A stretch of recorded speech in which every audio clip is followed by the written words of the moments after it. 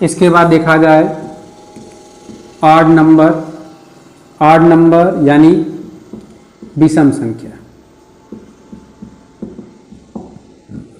Simple यानी वे संख्याएं जो 2 से पूर्णतः विभाजित नहीं होती हैं, उन संख्याओं को हम लोग विषम संख्या कहते हैं। जैसे 1, 3, 5, 7, 9, 11, 13, ये जो संख्याएं हैं ये सभी संख्याएं विषम संख्याएं हैं, क्योंकि ये संख्याएं 2 से पूर्णतः विभाजित नहीं है। ठीक, चलो इसके बाद अगर देखा जाए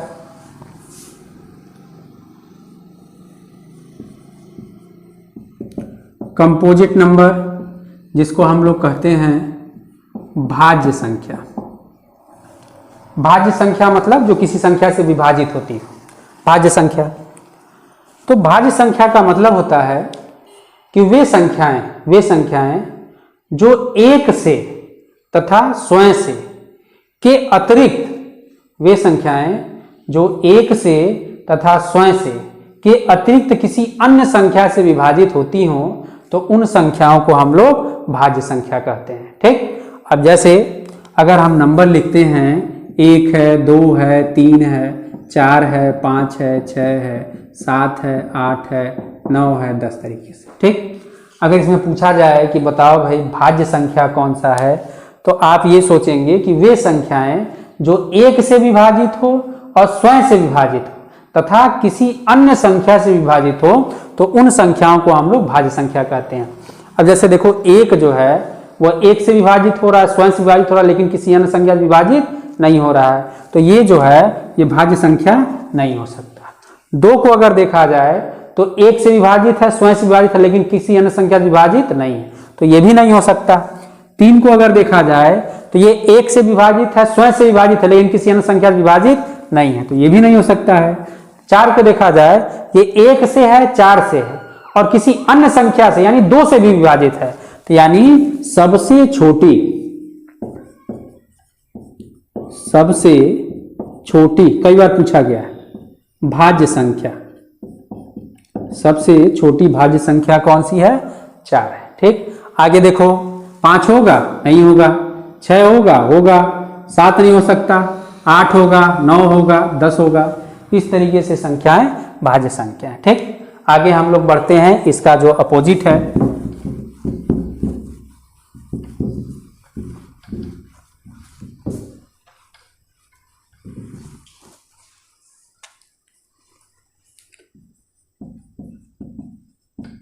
प्राइम नंबर यानी अभाज्य संख्या। प्राइम नंबर यानी अभाज्य संख्या। ठीक, यानी देखो भाज्य का जस्ट अपोजिट, यानी वे संख्याएं जो किसी सी संख्या से विभाजित ना हो। परिभाषा के रूप में अगर पूछा जाए तो आप ये कह सकते हैं कि वे संख्याएं जो 1 से तथा स्वयं से विभाजित होती हों और किसी अन्य संख्या से विभाजित ना होती हों। ठीक, तो यानी अगर हम अभाज्य संख्या की बात करें तो जैसे 2 हो गया, 3 हो गया, 5 हो गया, 7 हो गया, 11 हो गया, 13 हो गया। ठीक, इसके बाद 17 हो गया, 19 हो गया, 23 हो गया, 29 हो गया। तो इस तरीके से ये सभी संख्याएं अगर देखा जाए तो ये सभी संख्याएं अभाज्य संख्याएं, यानी वे संख्याएं जो 1 से तथा स्वयं से विभाजित होती हों और किसी अन्य संख्या से विभाजित नहीं होती हों, उन सभी संख्याओं को हम लोग अभाज्य संख्या कहते हैं। ठीक, अब सबसे छोटी अगर अभाज्य संख्या पूछा जाए तो आपका जो आंसर होगा वह आंसर होगा 2, जो है वह सबसे छोटी अभाज्य संख्या है। सबसे छोटी अभाज्य संख्या कौन सी है? 2 है। ठीक,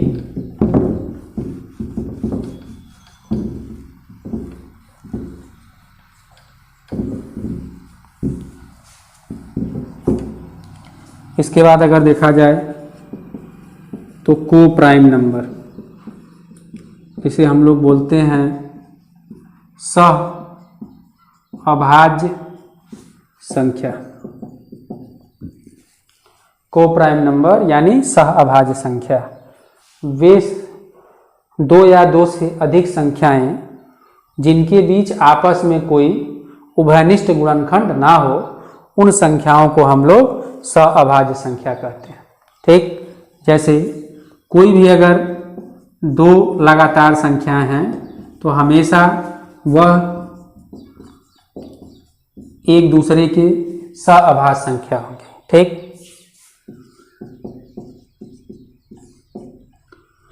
दो अभाज्य संख्याएं भी हमेशा एक दूसरे से सह अभाज्य संख्याएं होंगी।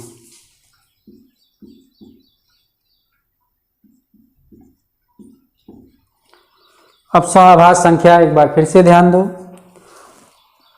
दो या दो से अधिक संख्याएं जिनके बीच आपस में कोई उभयनिष्ठ गुणनखंड ना हो, उन संख्याओं को हम सह अभाज्य संख्या कहते हैं। या हम ये कह सकते हैं ऐसी संख्याओं का समूह जिनका उभयनिष्ठ गुणनखंड यानी जो HCF होता है वह कितना होना चाहिए, एक।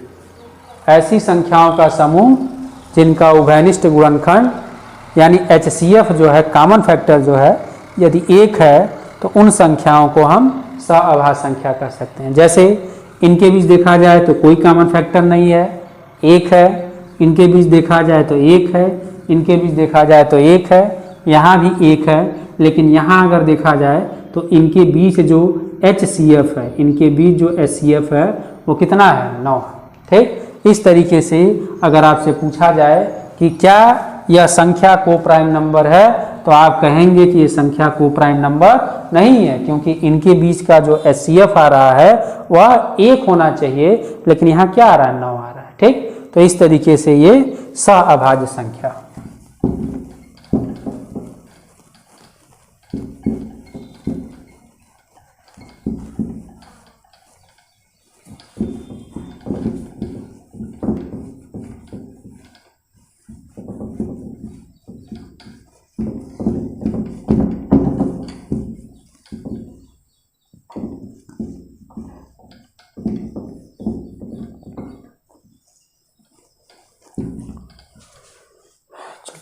अब हम लोग देखते हैं रेशनल नंबर यानी परिमेय संख्या। ठीक, पहला कंडीशन,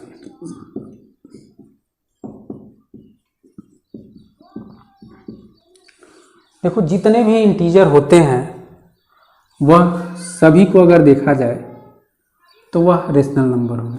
ठीक, जैसे -4 है, -5, -4 है, -3 है, -2 है, -1 है, 0 है, 1 है, 2 है, 3 है, 4 है, यानी यहाँ भी इनफाइनाइट और यहाँ भी इनफाइनाइट।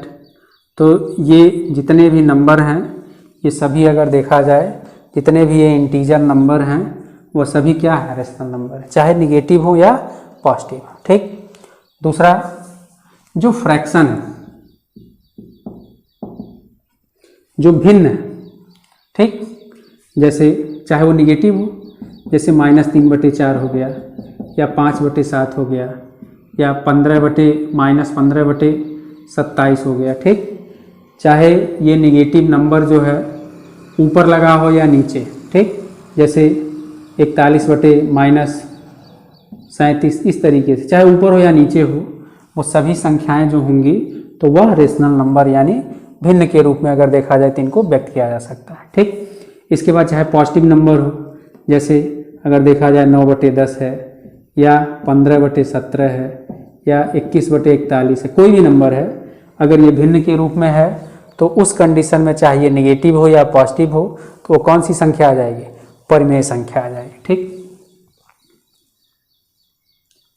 तीसरा कंडीशन ये है कि अगर कोई भी नंबर ऐसा हो कि जो शांत आवर्त के रूप में हो। ठीक, शांत आवर्त का मतलब जैसे 0.37777 या इस तरीके से कोई नंबर दिया जाए, तो अगर इस तरीके से कोई भी नंबर होता है तो उनको हम लोग फ्रैक्शन में कन्वर्ट कर सकते हैं। ठीक, अब जैसे अगर इसको हम लोग फ्रैक्शन में कन्वर्ट करेंगे तो इसका मतलब ये हुआ कि 0.3 7 के ऊपर बार लगा देते हैं, यानी जो संख्या बार बार रिपीट होता है तो उसके ऊपर हम लोग बार लगा देते हैं। और इसको अगर हम फ्रैक्शन में कन्वर्ट करें तो हम पूरा नंबर लिखेंगे, उसमें से वो नंबर माइनस कर देंगे जिनके ऊपर बार नहीं लगा हुआ है, उतनी बार 9 लिखेंगे जितने डिजिट के ऊपर बार लगा हुआ है, और जितने डिजिट के ऊपर बार नहीं लगा हुआ उतनी बार 0 लगा देते। यानी अगर देखा जाए 37 में से हम जब 3 घटा देंगे तो यह आ जाएगा 34/90 या 17/45। ठीक, तो कहने का मतलब ये है कि इस तरीके से अगर कोई भी नंबर दिया जाए तो उन नंबरों को भी हम किस फॉर्म में रख सकते हैं, परिमेय संख्या के रूप में रख सकते हैं। ठीक, तो ये हो गया हमारा परिमेय संख्या हो गया। यानी जितनी भी इंटीजर होती हैं, चाहे नेगेटिव हो पॉजिटिव हो, सभी परिमेय संख्या हैं। ठीक, चाहे सम हो विषम हो, सभी परिमेय संख्या हैं। जितने भी हम भिन्न में यूज कर देते हैं वो सभी संख्याएं वो परिमेय संख्या हैं। और इस तरीके से अगर किसी संख्या के ऊपर बार लगा हुआ है तो उनको भी हम लोग भिन्न के रूप में परिवर्तित कर सकते हैं। इसलिए ये भी संख्याएं जो हैं वह परिमेय संख्या की श्रेणी में आती हैं।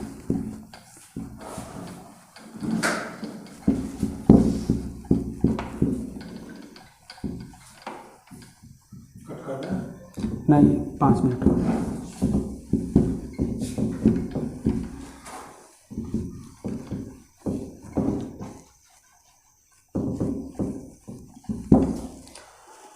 अगला अपरिमेय संख्या।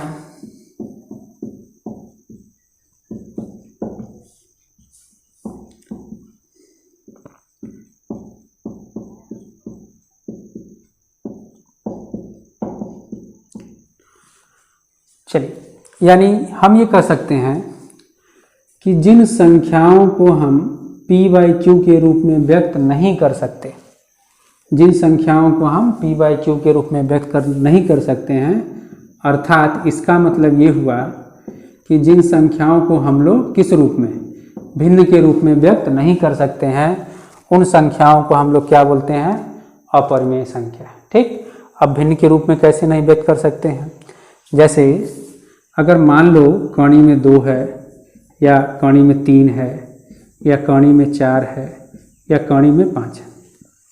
ठीक, तो इन सब का जब हम मान निकालते हैं तो जो भी मान आता है, ठीक, जैसे 1.41 इसके बाद भी कुछ संख्या आता रहेगा, ये संख्या खत्म नहीं होता है कि चाहे हम कितने भी नंबर तक आगे बढ़ते जाएं। जैसे √3 का अगर वैल्यू 1.73, इस तरीके से आगे भी जो है नंबर आता रहेगा। ठीक, अब इसका मान अगर निकाला जाए तो क्या हो सकता है, ±2 हो सकता है। तो ये जो नंबर है जिसका मान अगर निकल सकता है तो वो क्या हो जाएगा, वह परिमेय हो जाएगा, वह परिमेय हो जाएगा। और जिसका मान नहीं निकल सकता है तो वह अपरिमेय हो जाएगा। ठीक, तो यानी इन तीनों का अगर मान देखा जाए तो इन तीनों का, तो ये संख्याएं जो हैं वह अपरिमेय हैं, और ये संख्याएं जो हैं ये देखा जाए तो ये परिमेय है। ठीक, अब जैसे मान लीजिए अगर इस तरीके से लिखा जाए -7/15, ठीक, या अगर इस तरीके से लिखा जाए कि 15/7 है, तो ये दोनों संख्याएं जो हैं वह किस श्रेणी में आ जाएगा, तो वो आ जाएगा अपरिमेय में। ठीक, कहने का मतलब ये है कि जिन संख्याओं को हम लोग भिन्न में व्यक्त कर सकते हैं तो वह परिमेय हो जाएगा, और जिन संख्याओं को हम लोग भिन्न में व्यक्त नहीं कर सकते हैं वह अपरिमेय हो जाएगा। ठीक, अब एग्जाम में एक क्वेश्चन पूछा जाता है पाई को लेकर के। ठीक, अगर एग्जाम में कभी भी परिमेय और अपरिमेय से क्वेश्चन पूछता है तो कॉमन सा एक क्वेश्चन पाई को लेकर के पूछा जाता है। तो अगर पूछा जाए कि पाई क्या है, ठीक, तो आपका आंसर होगा पाई अपरिमेय है। ठीक, देखो, जिनका भी बेस एक सर्कल होता है, जिनका भी आधार एक सर्कल होता है, वृत्त होता है, तो वहाँ हम पाई का यूज करते हैं। पाई अगर देखा जाए तो ये एक स्थिरांक है, और पाई होता क्या है कि जैसे किसी भी वृत्त में जो सबसे बड़ी जीवा होती है, जो सबसे बड़ी जीवा होती है वह वृत्त के केंद्र से होकर के गुजरती है, और जिसको हम लोग क्या बोलते हैं, व्यास। और ये जो लाइन है, तो इसको हम लोग बोलते हैं परिधि बोलते हैं।